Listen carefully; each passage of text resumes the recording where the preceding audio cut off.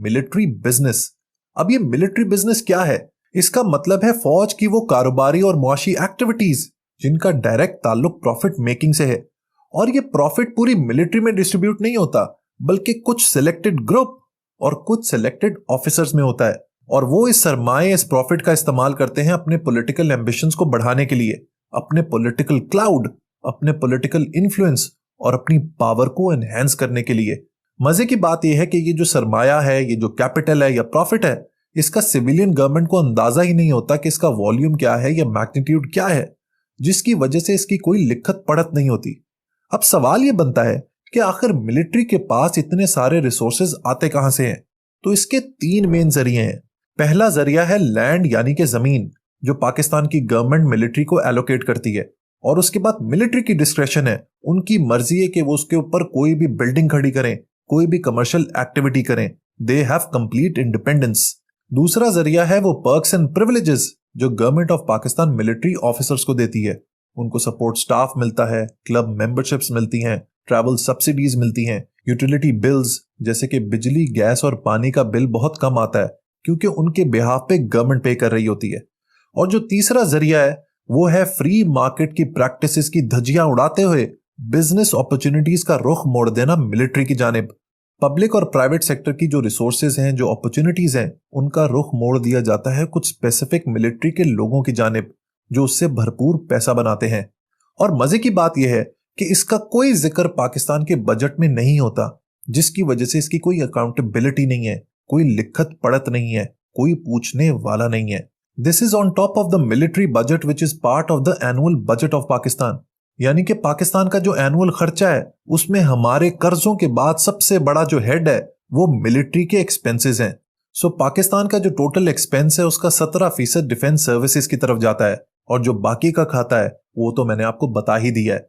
इसको आप एक बड़ी क्लासिकल एग्जाम्पल से समझें। ये जो आपके सामने टेबल नजर आ रहा है ये पिछले 25 साल का रिकॉर्ड है, फ्रॉम 1981 टिल 2005। इसमें 3 सेक्टर्स का कंपैरिजन है। एक है एजुकेशन, दूसरा है हेल्थ और तीसरी है डिफेंस सर्विसेज। अगर आप नंबर्स पर गौर करें तो जो डिफेंस का बजट है वो एजुकेशन और हेल्थ से 4 से 5 गुना ज्यादा है।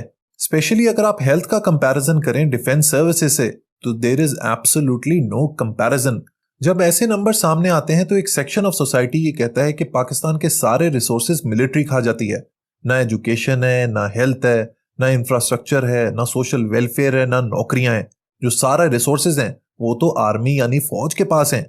मिलिट्री का वर्जन ऑफ कोर्स डिफरेंट है।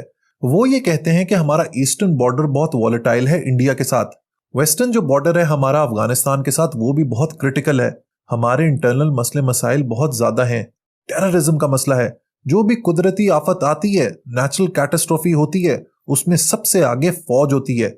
और इन कामों को सरअंजाम देने के लिए पैसा तो चाहिए। अब दोस्तों बात करते हैं कि मिलिट्री के वो कौन सी एक्टिविटीज हैं जिनके जरिए वो पैसे बनाते हैं। हमारी मिलिट्री इकोनॉमी के 3 सेक्टर्स में काम करती है। एक है एग्रीकल्चर, दूसरा है मैन्युफैक्चरिंग और तीसरा है सर्विसेज। ये इन 3 सेक्टर्स में 3 मुख्तलिफ अंदाज से काम करती है। एक इंस्टीट्यूशन लेवल पे, एक सब्सिडरी लेवल पे और एक इंडिपेंडेंट लेवल पे।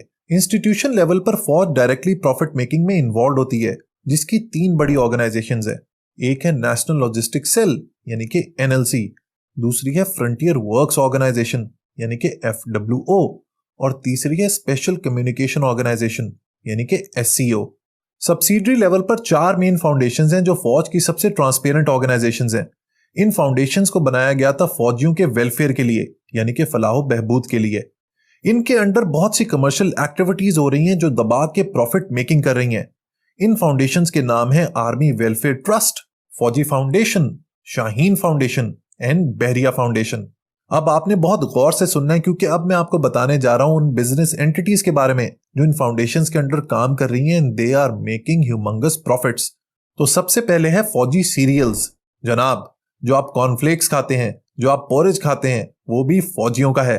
Next is foundation gas, overseas employment services, फौजी फर्टिलाइजर बिन कासिम, फौजी सीमेंट, फौजी कबीर वाला power company, Mari petroleum, Fauji Akbar Portia marine terminal limited, Fauji oil terminal, foundation securities, Askari bank, Askari cement, foundation wind energy और बहुत से पेट्रोल पंप्स। ये सब फौजी फाउंडेशन के अंडर काम करते हैं।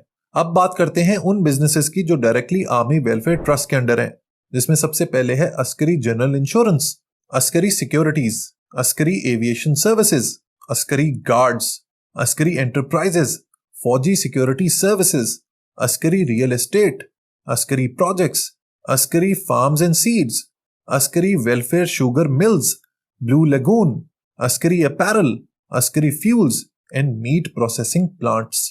अब बढ़ते हैं शाहीन फाउंडेशन की तरफ।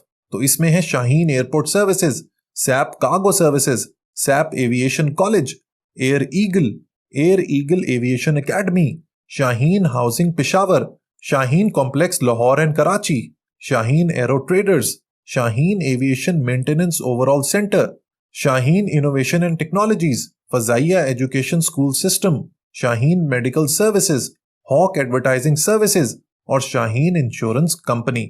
और आखिर में बढ़ते हैं बहरिया फाउंडेशन की जानिब। तो इनके अंडर है Bahria education and training services, maritime services, boat building yard, Falah trading agency, Bahria pharmacy, Bahria paints, Bahria travels, Bahria security services, Bahria recruiting services, Bahria real estate, Bahria container terminal, Bahria filling station developers and constructors, Bahria foods और Bahria wind energy farm.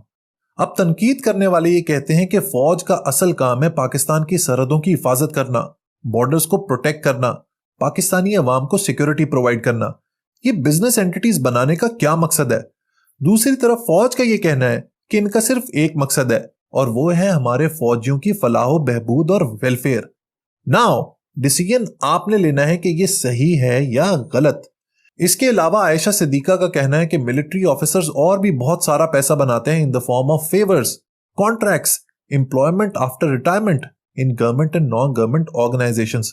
Specially जो weapon procurement के contracts हैं उनमें इनका एक बहुत major role होता है। इसके अलावा एक और बहुत इंपॉर्टेंट चैप्टर है जो बताता है पाकिस्तान मिलिट्री का जो होल्ड है पाकिस्तान के लैंड पे या जमीन पे। स्टेट ऑफ पाकिस्तान के पास तकरीबन 93 मिलियन यानी कि 93 मिलियन एकड़ जमीन है, जिसमें से 12% यानी कि 11 मिलियन एकड़ मिलिट्री के पास है। अब इसमें तो कोई हर्ज नहीं है क्योंकि पाकिस्तान रेलवेज के पास भी बहुत ज्यादा जमीन है, लेकिन इसमें एक बहुत ही मेजर फर्क है।